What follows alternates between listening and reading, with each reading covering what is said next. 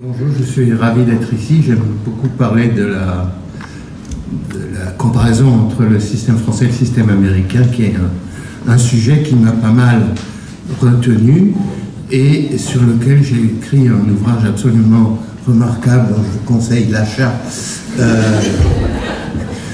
En 2007, ça date un peu, mais comme je remontais au début du XXe siècle, c'est moins grave. Bien. Et dont je vais me servir ici. Je voudrais commencer par par quelques rectifications de l'opinion du public, comme dit Guy Debord dans un des titres de ce film, sur le système américain. Si l'on juge ce que pensaient mes étudiants de sciences de l'éduc à l'université de Bourgogne sur le sujet, et si j'en juge aussi par ce que écrivaient les GI, les grands intellectuels français, en particulier quand Allègre a voulu toucher au lycée au tout début des années 2000, à part ces universités, le système éducatif américain est lamentable. Monsieur Debray, Monsieur Fumaroli, Monsieur Gauchet ont écrit des choses de ce genre. En réalité, d'après ce qu'on peut savoir par les évaluations internationales, et qui c'est quand même plus solide que les impressions que peuvent avoir Monsieur Debray et consorts, au primaire, les élèves américains sont bien meilleurs que les élèves français. Et plus ça va, plus l'écart se creuse, parce que le niveau des élèves français au primaire est en train de baisser, ce qui est, à mon sens, un des plus graves problèmes du système éducatif français.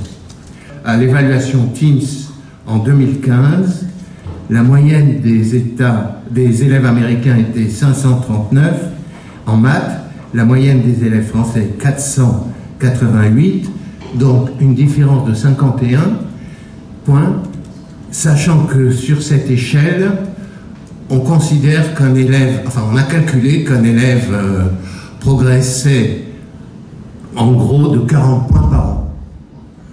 Donc ils sont plus d'un an en retard des élèves américains en maths, au CM1. En lecture, c'est à peu près pareil, d'après l'étude Pierce de 2016.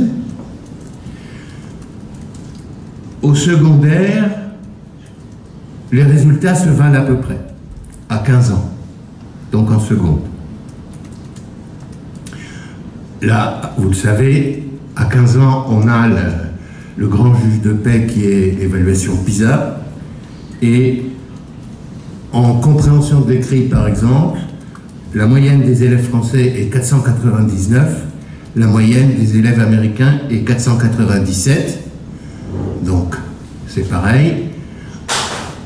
On est un peu meilleur qu'eux en maths, et ils sont un peu meilleurs que nous en sciences. Deuxième idée reçue, le système scolaire américain est inégalitaire, alors que, comme l'écrivait un autre grand intellectuel, le système scolaire français est voué à l'égalité. En fait, d'après PISA 2015, le niveau des élèves les plus faibles, donc le premier décile, c'est-à-dire le niveau de l'élève le plus fort parmi les 10% les plus faibles. Et en écrit, je continue à l'écrit, compréhension d'écrit, 344 en France, 364 aux États-Unis, plus 20.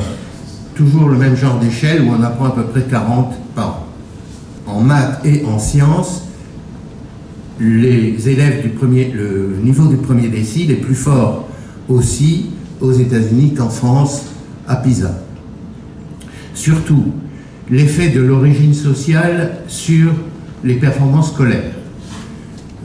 de la façon dont Pisa la mesure, je n'entre pas dans les détails, fait que quand vous montez d'un barreau dans l'échelle sociale, si je puis dire, en France, votre score de français, enfin d'écrit, compréhension d'écrit, augmente de 58. Aux États-Unis, de 33. Donc vous voyez que l'inégalité, à peu près, l'inégalité sociale est quasiment 2 fois plus forte en France qu'aux États-Unis. Je précise que ce n'était pas le cas en 2003. En 2003, l'effet de l'origine sociale en France était moins important qu'aux États-Unis. Nos élèves les plus faibles étaient meilleurs que les leurs, etc. Ça s'est renversé. Troisième idée reçue, dans les écoles US, on ne fout rien. En fait, le pourcentage du temps consacré pendant 1 heure de cours à l'enseignement, à l'apprentissage, est de 75% en France et de 79% aux États-Unis, d'après l'enquête Thalys, qui est une grande enquête de l'OCDE auprès des enseignants.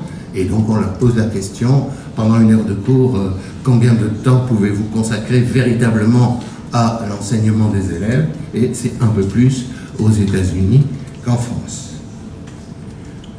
Dernière idée reçue, au moins en France, ma bonne dame, on a une bonne élite scolaire. Là, c'est moins faux.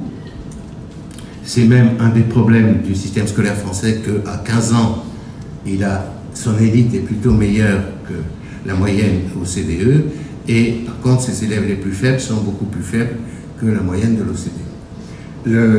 Le 9e décile, donc le niveau au-dessus duquel sont les 10% des élèves les plus forts,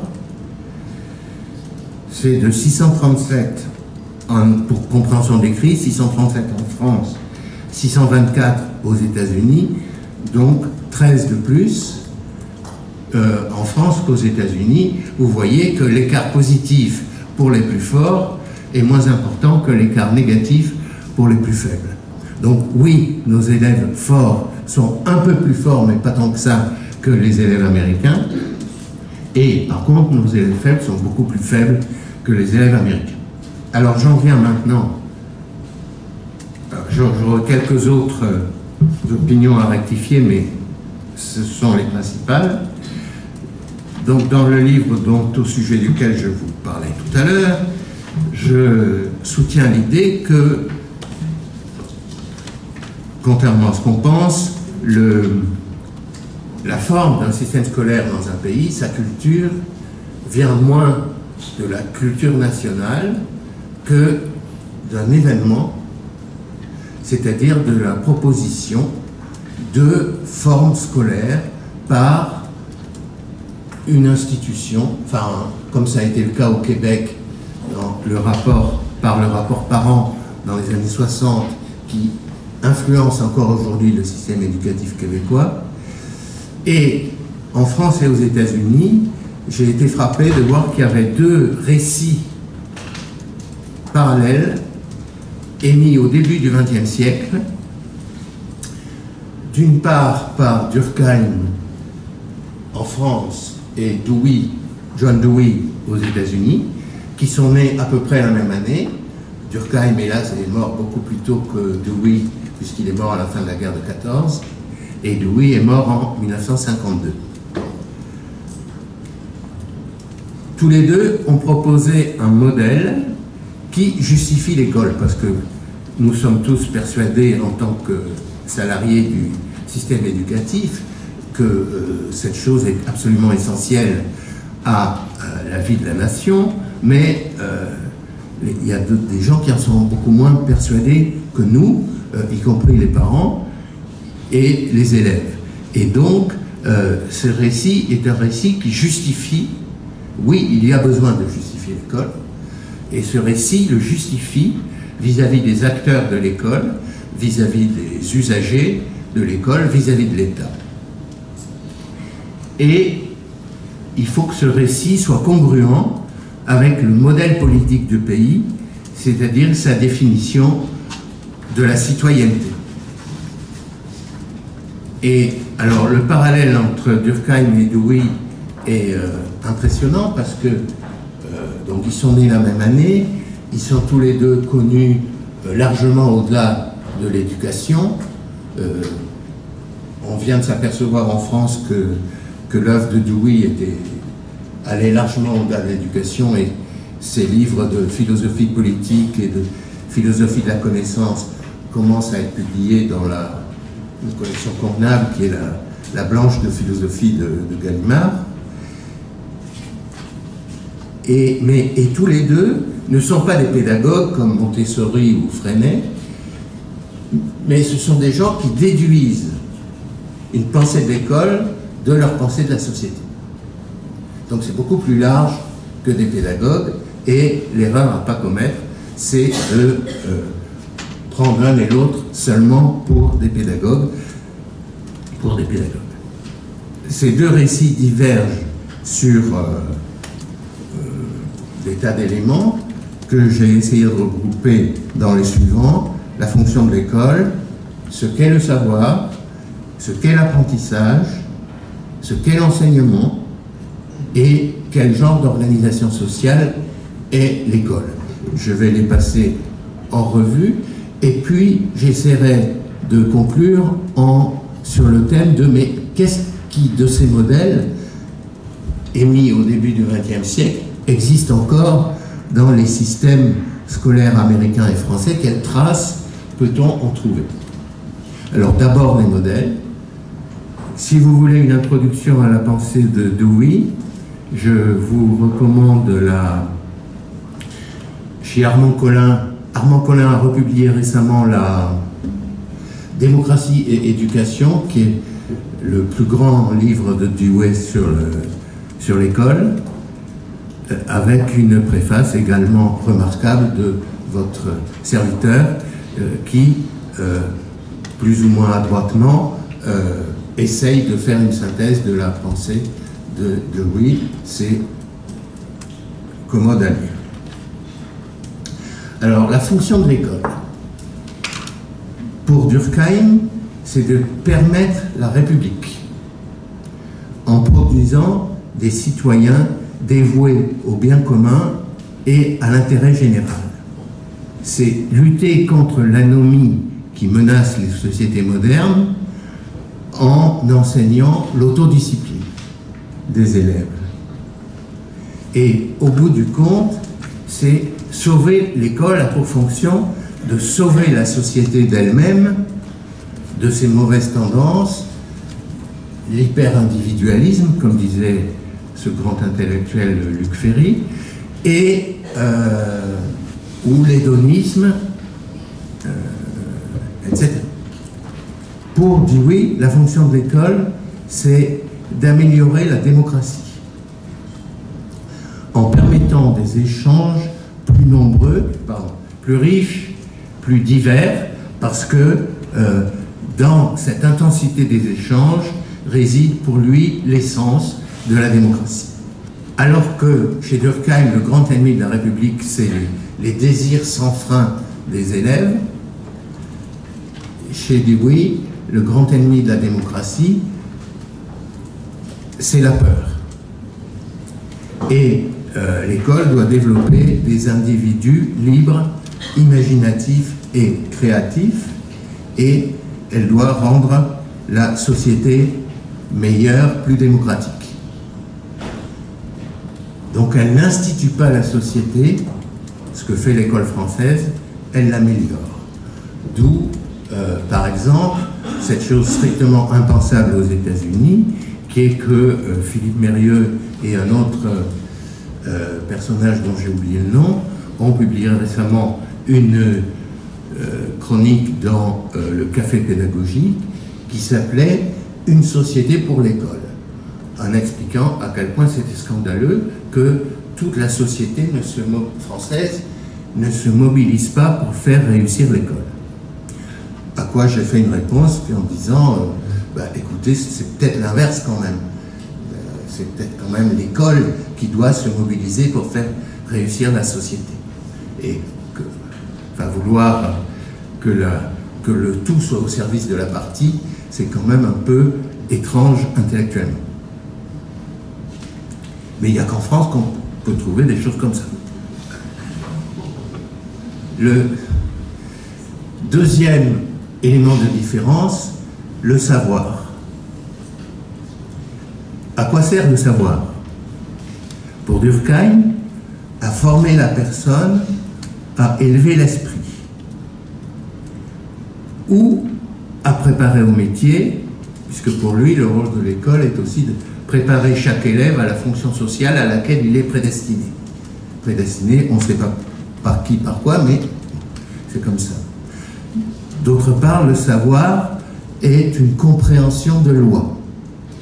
Compréhension de loi qui renvoie à la phrase de Sartre dans Les Mots sur le fait que son grand-père adorait la science parce que la science était absolument pure. Et donc c'est une mécanique qu'il faut comprendre. Pour Dewey, le savoir fait plaisir. Le savoir fait plaisir parce qu'il répond à des questions et du coup il met fin à un état de douloureuse incertitude. Il prépare un ensemble des fonctions sociales. Donc pour un Deweyien, préparer des parents, c'est aussi important que préparer des citoyens ou préparer des travailleurs. Et d'autre part, le savoir est découverte. C'est, comme le savoir scientifique, le résultat toujours provisoire d'une expérimentation.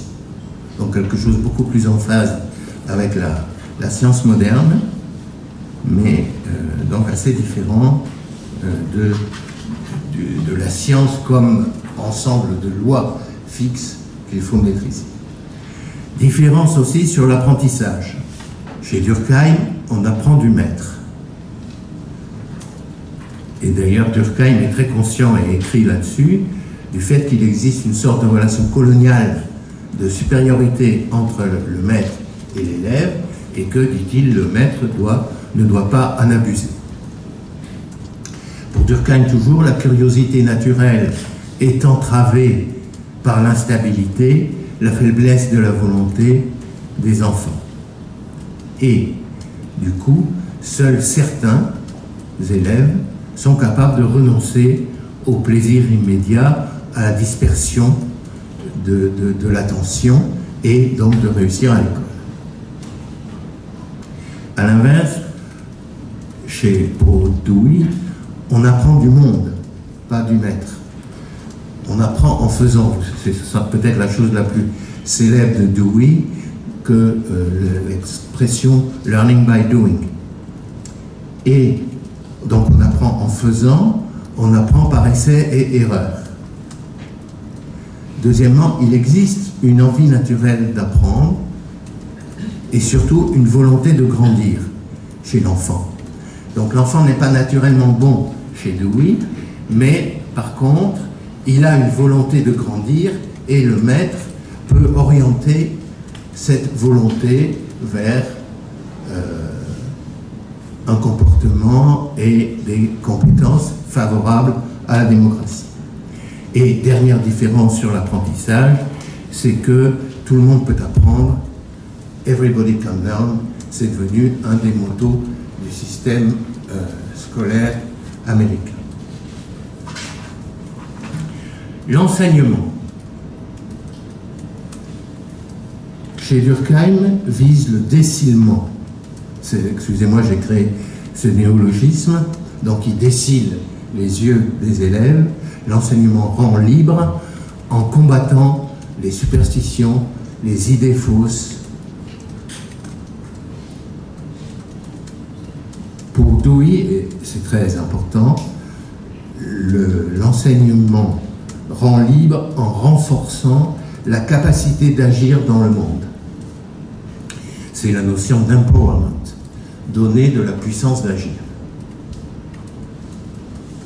Pour Durkheim, il faut former des individus qui raisonnent correctement, droitement. Pour Dewey, il faut former des individus libres, imaginatifs et créatifs. Pour Durkheim, chez Durkheim, l'effort est valorisé comme signe de maîtrise de soi, capacité de renoncement au plaisir immédiat. Chez Dewey, l'effort est également valorisé, mais comme mobilisation des capacités. L'école maintenant comme organisation sociale, pour Durkheim, et vous comprenez pourquoi, l'école doit être coupée du monde pour éviter les influences délétères de la société anomique. Pour Dewey, l'école doit mimer le monde. Donc elle doit recréer en son sein ce que l'enfant, les occasions d'apprendre que l'enfant pourrait trouver dans sa communauté. Et d'ailleurs, je pense que là, c'est un des points faibles de Dewey, cette idée qu'il faut mimer ce qui se passe à l'extérieur. Il a eu un peu de peine à justifier avec ça des apprentissages un peu sophistiqués, et c'est vrai que dans la communauté qui entoure les élèves, on ne trouve pas forcément des occasions d'apprendre extraordinaires, et donc il n'est pas évident que l'école ne doive s'inspirer que de cela, enfin, en tout cas de mon point de vue. Donc, mais là je décris les modèles. L'école doit être coupée du monde, l'école doit mimer le monde. Pour Dewey, l'école est tutélaire. Il y a besoin de l'autorité de l'enseignant pour que l'élève apprenne, autorité évidemment au bon sens du terme. Pour Dewey, l'école est démocratique, puisque justement il s'agit d'améliorer la démocratie. L'école doit, c'est en fonctionnant elle-même de façon démocratique que l'école peut améliorer la démocratie qui l'entoure. La discipline chez Durkheim est valorisée comme maîtrise de soi, alors qu'elle est valorisée comme persévérance chez Dewey. Donc la discipline, c'est ce qui fait qu'un élève reste concentré sur son travail. Chez Dewey, c'est ce qui fait qu'il ne se disperse pas et qu'il écoute le maître chez Durkheim. Conséquences de ces modèles, de ces deux modèles. Alors il y a des conséquences structurelles sur l'organisation des systèmes et qui sont en place depuis longtemps. Enfin avant, je dois dire que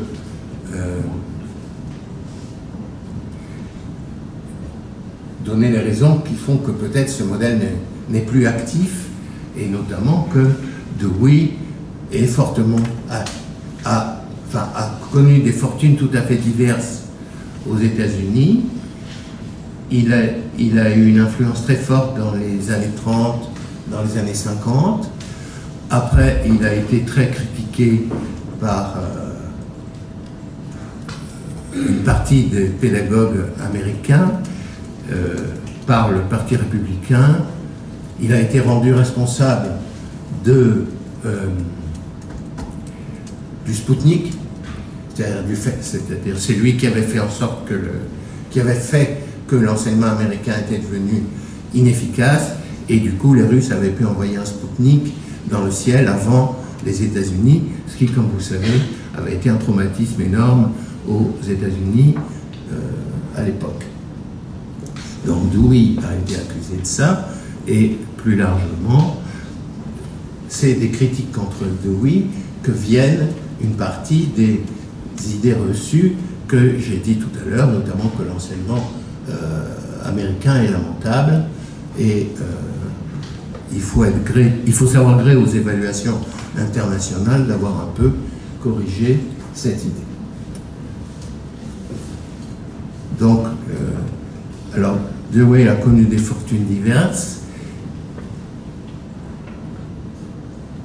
Durkheim aussi, plutôt sous la forme d'un effacement progressif. On ne parle plus beaucoup du type de choses que je viens de vous évoquer dans les écoles de SPE, dans la formation des enseignants. alors que pour les hussards de la République, Durkheim était le dieu des écoles normales. On trouve des restes forts du modèle de Dewey dans des institutions d'élite de l'enseignement américain. Je pense à une école primaire dans le Upper East Side de New York. Je pense à Columbia, à l'université Columbia.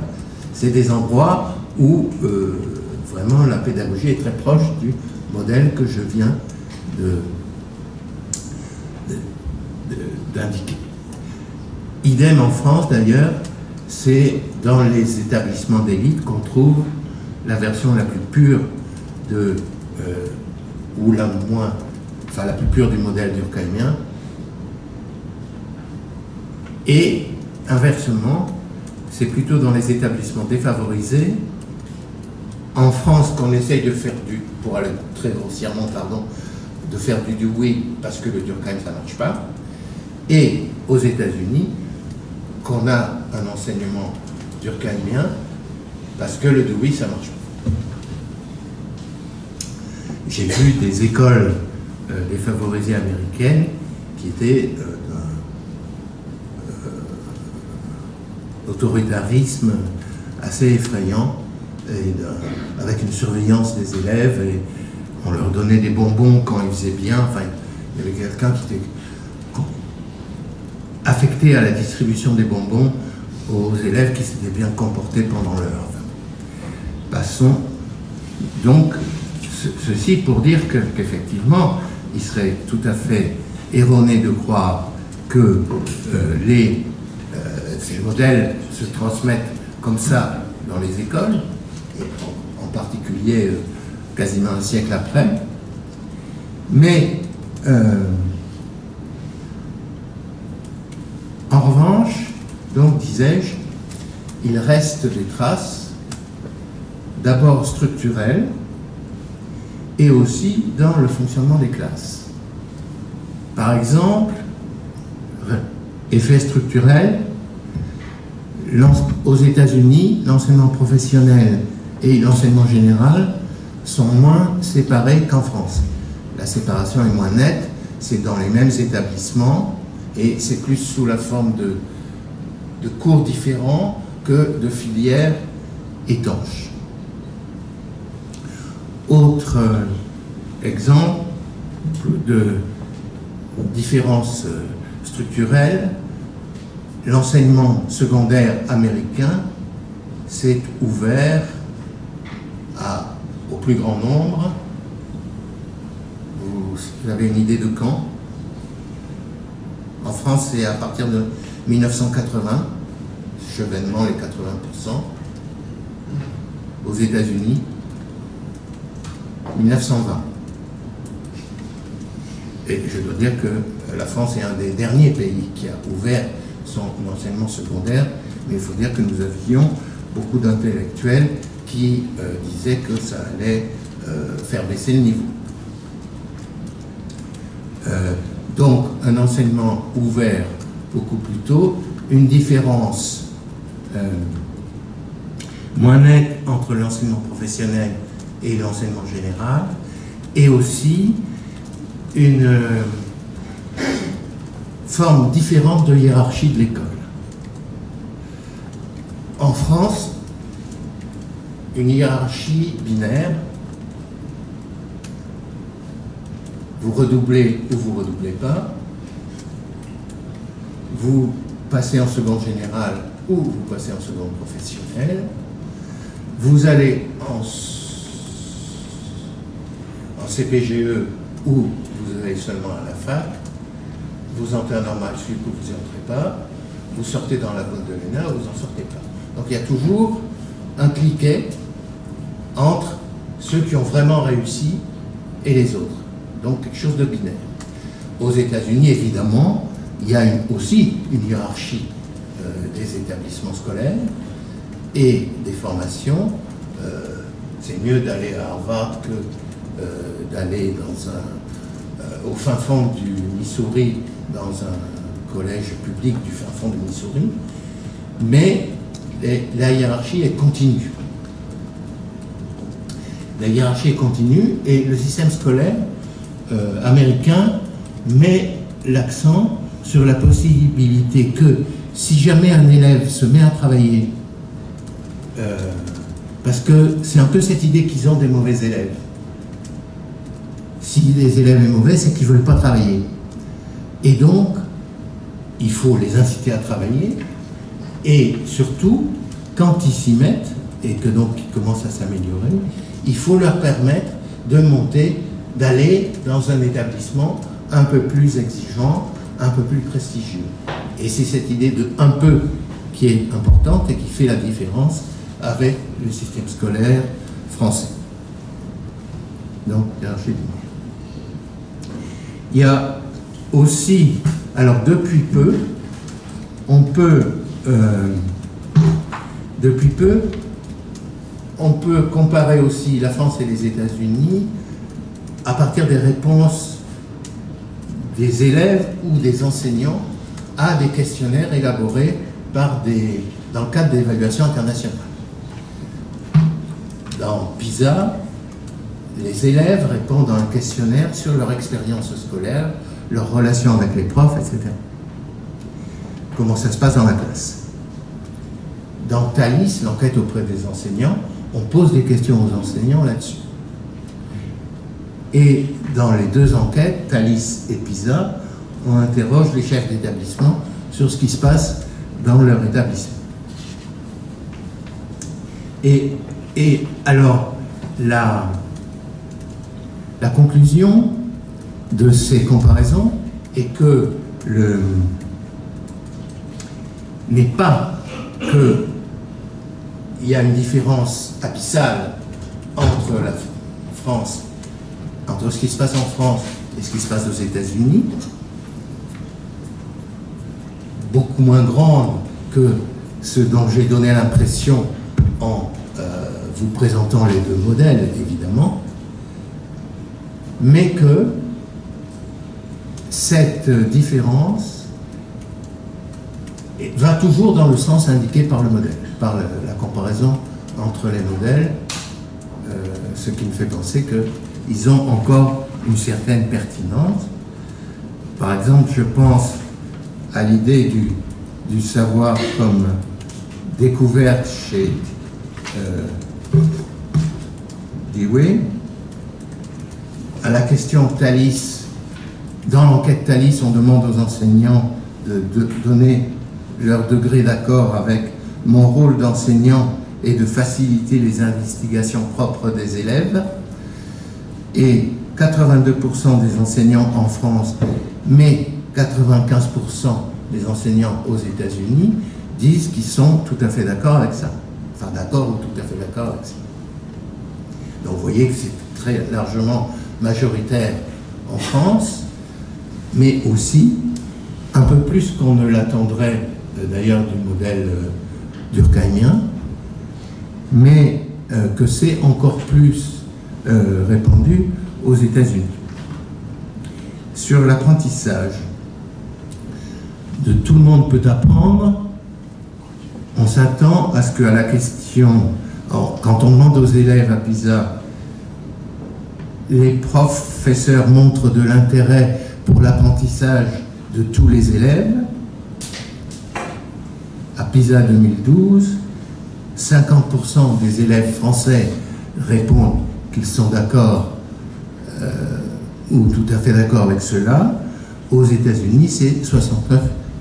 Donc, vous voyez, là aussi une différence, pas abyssale, mais qui va dans le sens attendu. Sur la curiosité, à PISA 2012, élèves, je cherche des explications aux choses. D'accord, pas d'accord, etc. D'accord ou tout à fait d'accord, en France, 52%, aux États-Unis, 63%. L'idée d'essai et erreur. Le prof de maths nous aide à apprendre des erreurs que nous faisons. France, 46%, tout à fait d'accord, ou d'accord.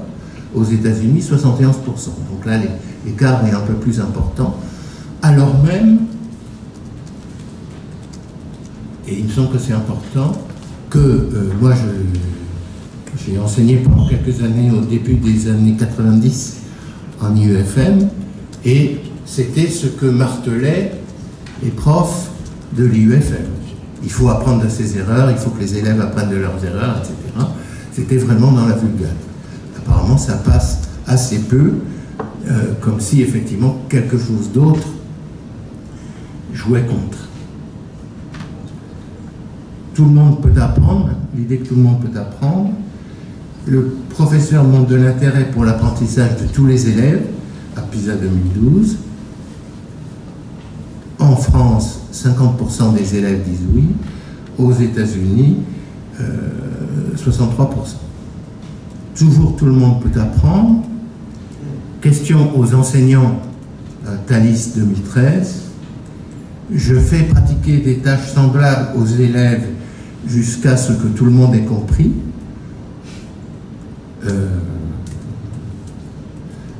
D'accord, tout à fait d'accord. 56% en France, 66% aux États-Unis. Thalys 2013, question donc aux enseignants. Je me réfère fréquemment à un problème de la vie quotidienne pour montrer l'utilité des connaissances acquises. France, oui, 57%, États-Unis, 71%.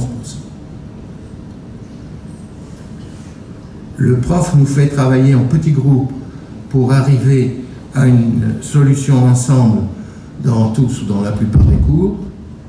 15% en France, 36% aux États-Unis. L'école démocratique chez Dewey. Cette école donne aux élèves l'occasion de participer à la prise de décision. Là, l'écart est très faible. France, 53%, oui. États-Unis, 56%. La discipline comme persévérance, ou plutôt les résultats de ce que la discipline soit perçue comme ça. Donc, la persévérance que manifestent les élèves. On pose aux élèves la question suivante dans PISA. Si je rencontre un problème, j'abandonne facilement. 23% des élèves en France répondent oui ou tout à fait oui. Et aux États-Unis, seulement 10%. Vous voyez, sur l'ensemble, le pattern est assez clair. Des différences faibles. Donc, peut-être attendez-vous à trouver moins de différences entre le système éducatif français et le système américain que vous l'avez peut-être en tête maintenant, mais des différences qui vont effectivement dans la distinction, dans l'opposition entre les deux modèles. Et une des explications se trouve dans une enquête que j'ai faite avec une collègue auprès d'enseignants français. On leur a, du second degré, on leur a posé des questions plutôt dewéiennes et plutôt durkheimiennes. C'était un essai de philosophie quantitative. Et donc, après, on a fait des scores sur les réponses des étudiants, des enseignants français. Évidemment, je voulais faire pareil aux États-Unis, mais j'en veux beaucoup à une collègue américaine qui m'avait fait miroiter qu'elle allait se charger du versant américain d'enquête et qui finalement n'a pas pu le faire. Donc c'est seulement le versant français dans lequel on a trouvé, pour aller vite, d'abord que les enseignants étaient la plupart du temps clivés entre les deux modèles, ou plutôt donner des réponses qui pour certaines relevaient de l'un et pour d'autres relevaient de l'autre. Ce qui m'a fait penser qu'il y a peut-être un problème de cohérence dans la tête des enseignants français actuellement, parce que les deux modèles, et de Durkheim et de Dewey, ont tous les deux cette vertu d'être extrêmement cohérents. Vous l'avez peut-être senti.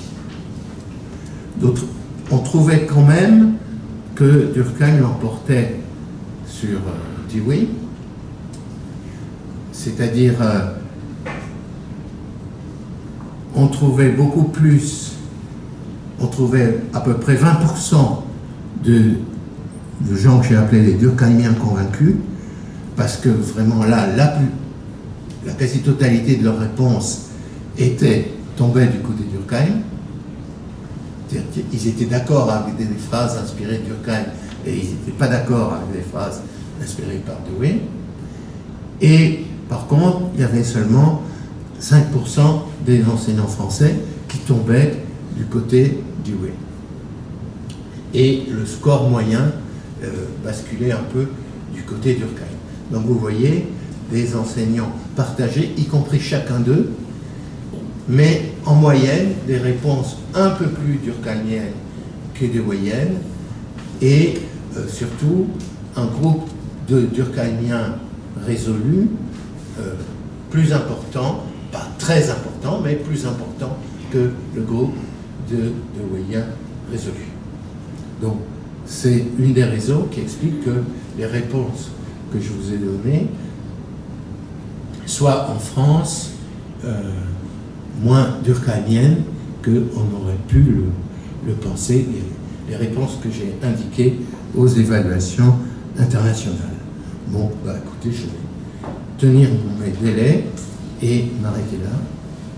Mais si l'un de vous a une question, j'y répondrai volontiers.